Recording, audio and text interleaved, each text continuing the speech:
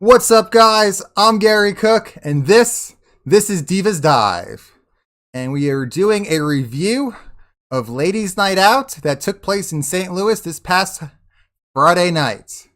And man, was it a stacked show for Ladies Night Out. But before we jump into that, be sure to smash that like button, hit the subscribe button, and stay tuned to the Divas Unleashed channel for all your women's wrestling news, rumors, and opinions. Let's talk Ladies Night Out.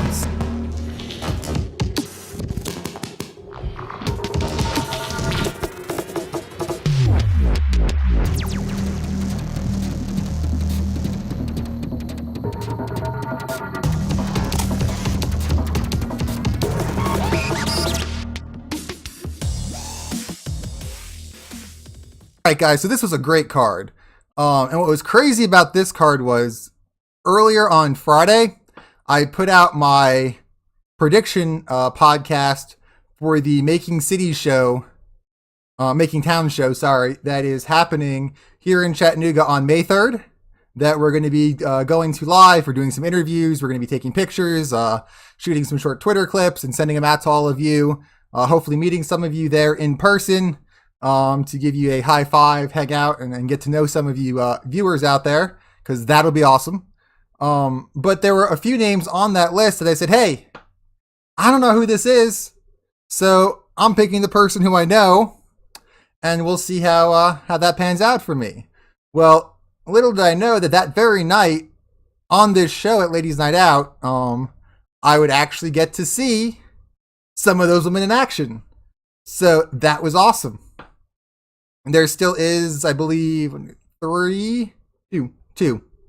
two women left on the Making Towns Classic show that I don't know, and we'll get to introduced to their live in person on Friday. But I did get introduced to two of the ones I didn't know Friday night, and that was awesome. And one of them was in the very first match of the night, where we saw Savannah Stone versus Seishin.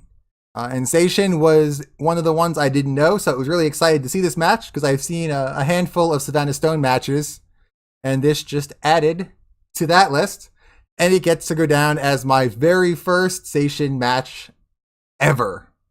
So, overall, very solid match. I really enjoyed it. Savannah was on a warpath Friday night, looking very brutal, lots of striking, lots of hard slams, and just putting on the normal show of how dominant she can be in the ring. On the Seishin side, Seishan? That's going to be a tongue twister. A few cool high spots from her. We got to see some innovative offense, lots of high energy from her in the ring. Few places here or there where things got a little wonky, but nothing that took away from the match and made you go, ooh, what was that? It was really a solid match, top to bottom. A great opening bout, got the crowd excited, got me excited. Lots of energy from Seishin, lots of great heel work from Savannah Stone, getting the crowd mad, getting them to yell at her, yelling back at them. Some of her heel showboating cost her the win at a few points, just because she was more invested in pissing the crowd off than winning the match, which I thought was awesome. Really good work by her to kind of play that bad guy side and get Seishin on the side of the crowd cheering for her throughout the whole match to see her beat Savannah Stone. So it was a really good match. Really good storytelling in that sense of Savannah Stone taking the lesser known Seishin and really endearing her to the crowd with her heel work. That is great to see that level of character work going into an opening bout. Savannah Stone definitely has a bright future. And if this match from Seishin was any indicator of things to come, a little bit of polishing here or there, and I think we'll be seeing a lot more of her in a big way as her career progresses and moves forward in the coming months and years. I believe this weekend she even had a match against Kylie Ray at a different promotion. So, I mean, big things right there when you get to tie it up with Kylie Ray, who is by far one of the cornerstones, I'd say, of the modern women wrestling era on the indie scene. So definitely big things coming from Seishin, and definitely an awesome opening bout. The next match up on the card we had was Sophie King versus Valentina Loca. This was a really good match in the chemistry of the match. Sophie used her size a lot to her advantage to overpower, slow the momentum of, and make Valentina Loca work to get anything done in the ring, which definitely made sense given the clear size difference between the two women. Valentina, on the other hand, though, she did use her quickness and her speed to chop down and work the bigger woman down to the mat when she needed to. So that was really good psychology between the two of them there, in knowing what their role was in a match of such size disproportion, and playing up on those aspects to make it mean more when things happened. And that, to me, is always something that is at times missing, not just in women's wrestling, but in wrestling as a whole, is that understanding that just because you're bigger doesn't mean you shouldn't take a fall or get a bump. It just means you have to do it in the right way at the right times for it to mean more because of that size difference. And it's something we see even in like NXT with Riker. I've noticed is he never, before, he wouldn't sell for anybody. He wouldn't take any bumps. He kind of just felt like he was the biggest guy in the ring. So he just would no sell and try to get over that way. But once he started to sell the smaller guys, chopping them down, working them down, making them work for it, it made it a lot more meaningful to the match when they did get him down. And then you cared a lot more when he got back up and went on the rampage against them, because now there was motivation behind it. There was reason. This bigger person was angry because this little pipsqueak had knocked him down. And we started to see some of that developing in the Sophia Valentina storyline here, where Valentina would work her down, and then Sophie would get up and do a big drop or hit a big slam on her as kind of like a retaliation of like, all right, you quick little thing, you knocked me down, but you're going to pay for that now. And you started to see that story develop. And I think that's definitely a skill set that will aid Sophie King really well as she moves forward in wrestling. Because I do know she is newer to the scene. Prior to this, my only exposure to her was the Rise Rumble that happened at Legendary. And we didn't get to see much action from her there because it's a Rumble. There's never much. A Rumble is really hard to judge first impressions on. So I would call this my true first impression of her, because a one-on-one match gives you a lot more to work with than a Rumble, where there's a lot of brawling, there's a lot of in and out of the ring, that it's hard to really say somebody was good or bad off of a Rumble match, because it doesn't have the ebb and flow of an actual match for people to work off of. But the match ended with Sophie hitting a two-handed choke bomb slam on Valentina for the pin. I definitely can see both these women going places in wrestling. It was a well put together match. There was a few points where some of their newness to the ring showed, where there was a little, I don't know if I would call it miscommunication, but just kind of stutter stepping between transitions from one set of maneuvers to a different set that cropped up at times. But it was a very solid match. The pair did work well together. As I said, they were playing that bigger woman versus smaller woman story very well. They were good consequences for Valentina when she brought Sophie down. It was definitely a lot of highs when Valentina was able to get Sophie down. So they did tell a great story in the ring in that sense. And as Sophie improves on that, kind of working as one of the bigger girls, I think the sky is the limit for her. She reminds me a lot of like a Piper Niven or a Viper, depending on how you know her. And if you watch the Worlds Collide from WWE and the network with her Zelina Vega match, a lot of those same principles I was talking about were on display there, where Zelina had to work to get the takedowns, but they meant more when they happened. And then Piper powering through them meant more because you could see she was annoyed that the smaller woman took her down. And you saw flashes of that in this match. And as they develop, I definitely think we will be seeing big things from Sophie King as she gets a handle on just ring psychology and work like that, which comes with time and just more matches. But it was a great showing from both of them.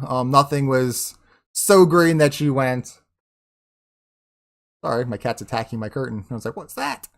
There was nothing so green that it was like, oh, these girls shouldn't be in the ring yet. It was just some of the transitions weren't super fluid and things like that, but nothing that was really more than a hiccup to the match. So 2 thumbs up. Awesome job. First 2 matches were a great introduction to some newer talent for a lot of people from what I was seeing on Twitter. And they definitely did showcase that well. And they made a lot of the opportunity they were given here at Ladies Night Out.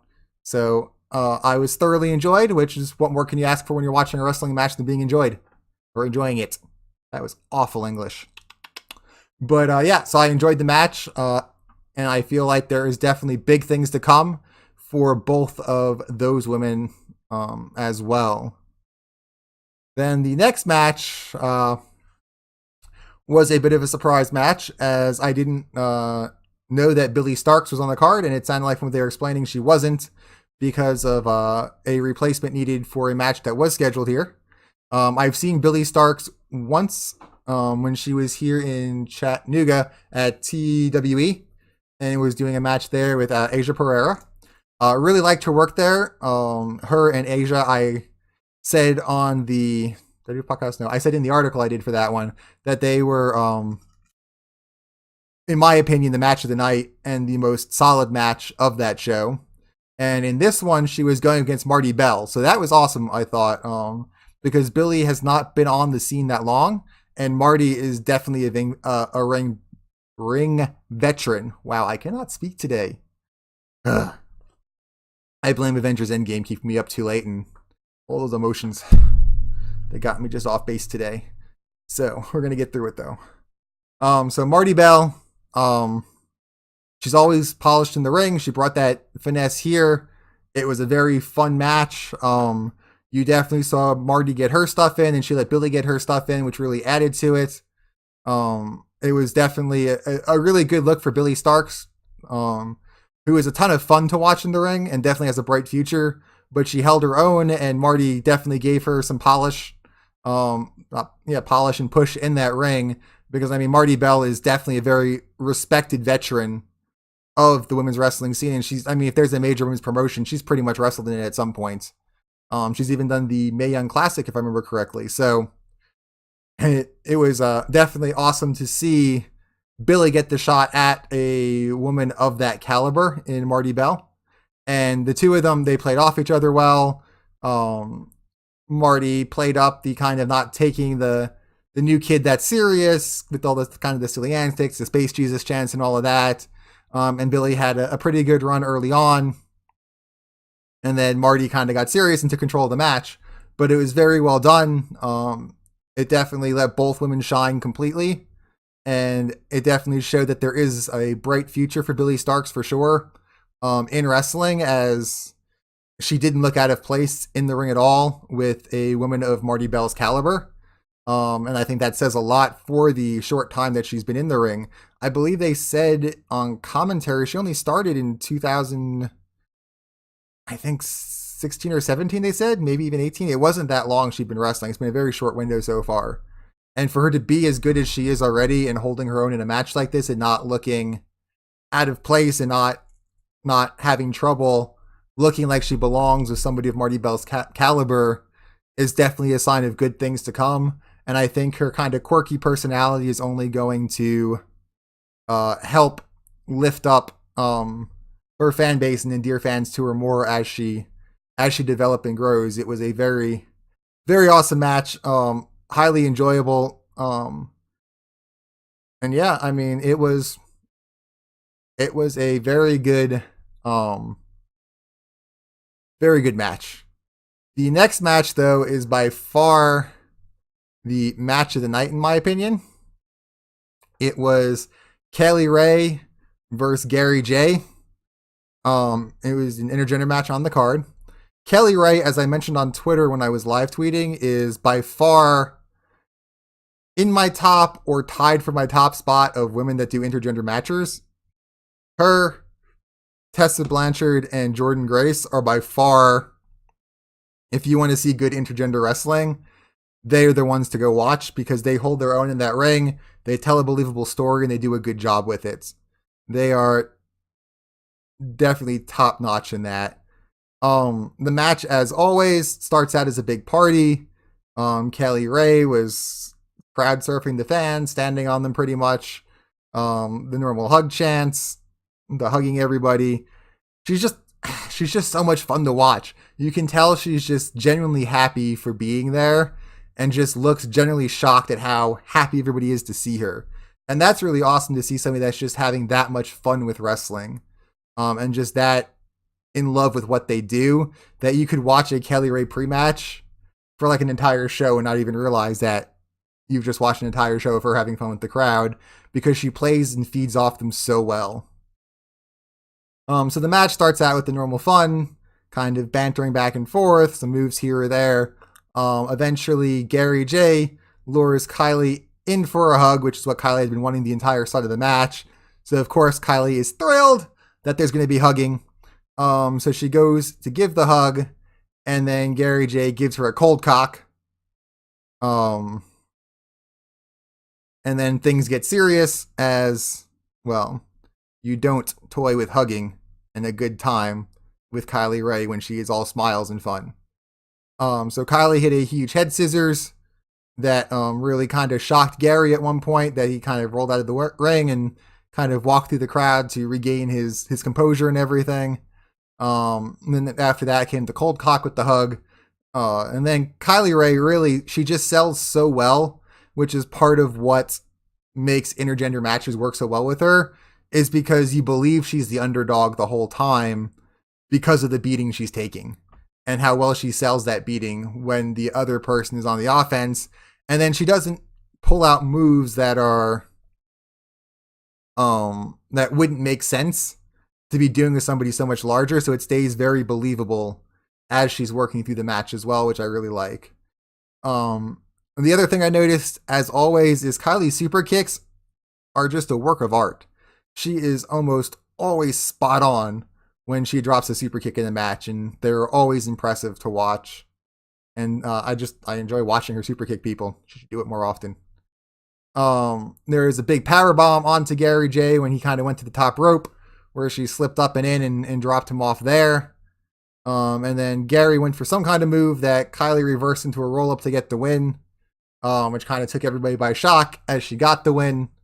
As she was celebrating from her surprise roll of victory, Gary J gets the mic, talks about all the people he's faced at that promotion and in that building, all the greats that he has had the honor of blessing the ring with, and then told Kelly Ray that she was definitely among the greats that he has done matches with, and not just for a woman, but just a great wrestler. And you could tell how much it meant to Kylie Ray to hear that. It looked like she wasn't expecting that promo to get cut, because she looked like she was genuinely shocked while hearing it. And as she rolled back in the ring, you could tell she was definitely in a bit of tears of joy. And as I mentioned on Twitter as well, it looked like Kylie won the match, but Gary broke Kylie with that promo, because it was a touching moment. And it was definitely a fitting end to what was a stellar match. The two of them went to war, and that sign of respect at the end was a nice bow on the cake that they had baked together during that match. And that was the match that led into intermission. And I felt bad going into intermission, because following that match up was going to be a task for anyone. Because it was such a good match. That was my match of the night, easy, hands down.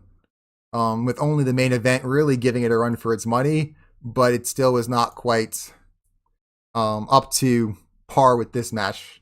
Not that it was a bad match, it's just this match was so well done and the storytelling was so great in it that it was an emotional roller coaster you couldn't help but invest in, which pushed it over the top for me. The intermission definitely ran a bit long. They showed a match, and then they went to just a bunch of commercials for a bunch of stuff happening on independent wrestling TV. And that seemed like it looped for like forever. So besides the long intermission, my only other complaint here is maybe they should have picked a match that was a bit more thematic than the one they picked. It's a all women's show. You've got a bunch of women's wrestling fans tuning in for your show.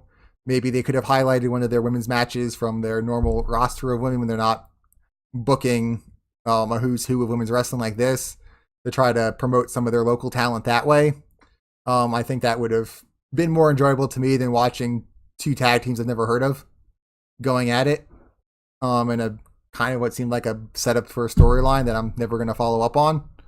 So I kind of just would have preferred to see something a bit more in line with what the people are tuning in for as the intermission match than just a random local tag teams from their promotion doing battle. I'm sure they have some footage somewhere of local men's matches they've had that would have been a good intermission filler that would have been a bit more in line with what the fan base was tuning in for. The next match was Elena Black versus Reign Victoria. I have seen, I want to say, one match of Elena Black before. I really like her gimmick, the kind of borderline dark tarot card reading, Louisiana-ish type vibe to it. I think is really cool. And her entrance is awesome. Big fan of it. Reign Victoria came out with a manager whose name I did not catch. Reign Victoria is in the Making Towns Classic this upcoming Friday. So I was curious to see her, as she was on the list of women I had not seen. I am hoping for a better showing from her at that show when I see her live. Because this match, there was definitely, it felt like a chemistry issue where the two of them just did not click in that ring at all. It started out a bit sloppy. Eventually, Elena Black kind of leveled out and started getting in her groove, but it never felt like Reign got in a groove alongside her. There's a lot of kind of stutter steps, a little bit of what felt like them staring at each other, trying to figure out where to go from where they were. It wasn't botchy or bad. It's just there was clearly no chemistry in the ring, and they were having a hard time finding their pacing and the story notes they wanted to hit in the match, because it came across as very, very lost by both of them at times. So that was disappointing. This was, to me, the weakest match of the night, as the pair just never quite clicked in the ring. Reign got the win thanks to a distraction by her valet after Elena Black already kind of had her finished off. Typical kind of heel maneuver there. Nothing to write home about, but I feel like it was not a good first impression for me of Reign Victoria, so I'm hoping live with her match that she has there in the triple threat match does her more justice than this match did. As I said, I don't think it was because of a lack of skill on either lady's side. I felt like it was more of just a lack of them ever meshing or their styles meshing to really get anywhere. So that was my low point of the card, sadly, was that match. That was the one point where I was kind of like, okay, let's get this match over with, more than anything else.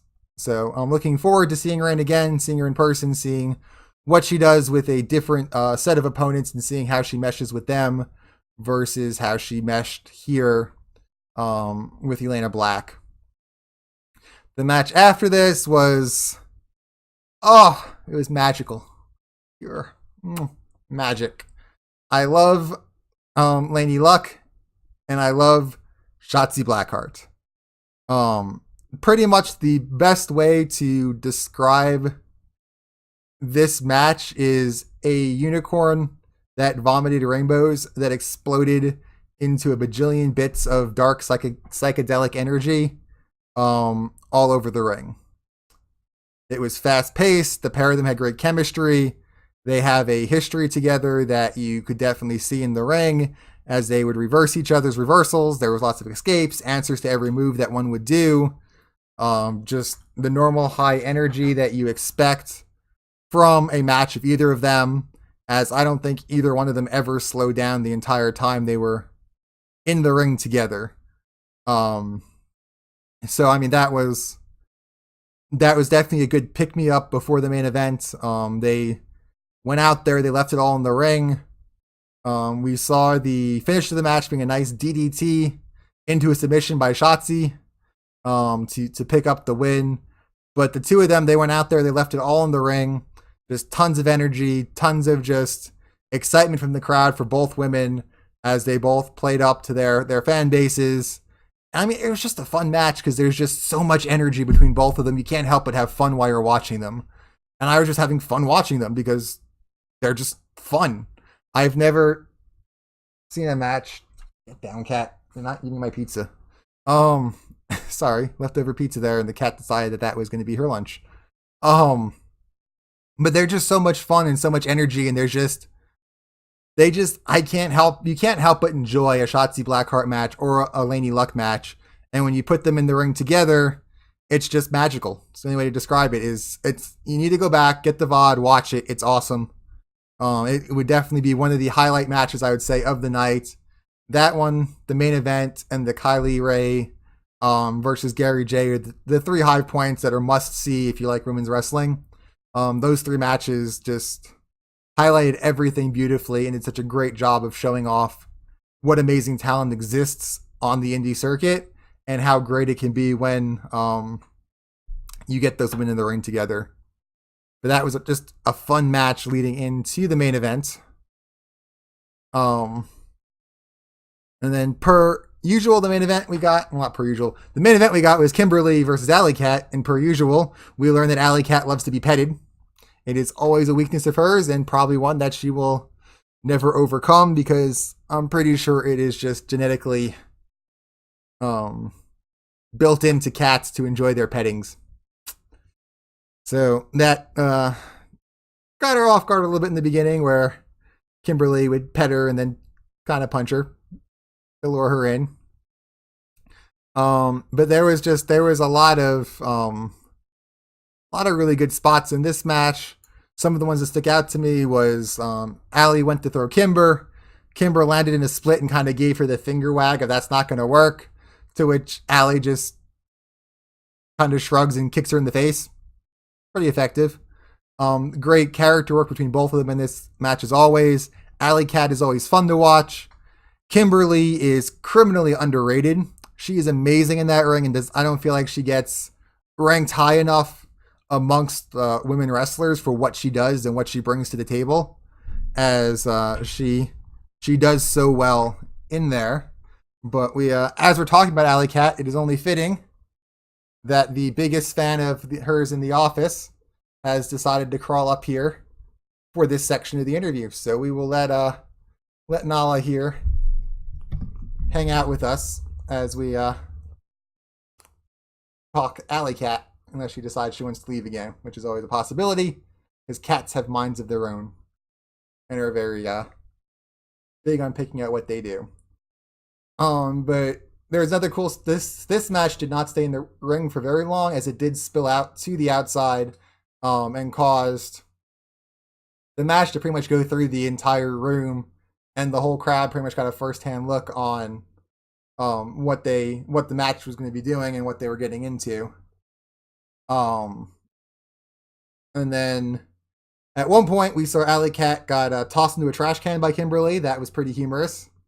From there, they brawled over to the water table, where a game of beer pong of sorts broke out between them. Alley Cat showing her beer pong prowess as she got the ping pong ball in first shot.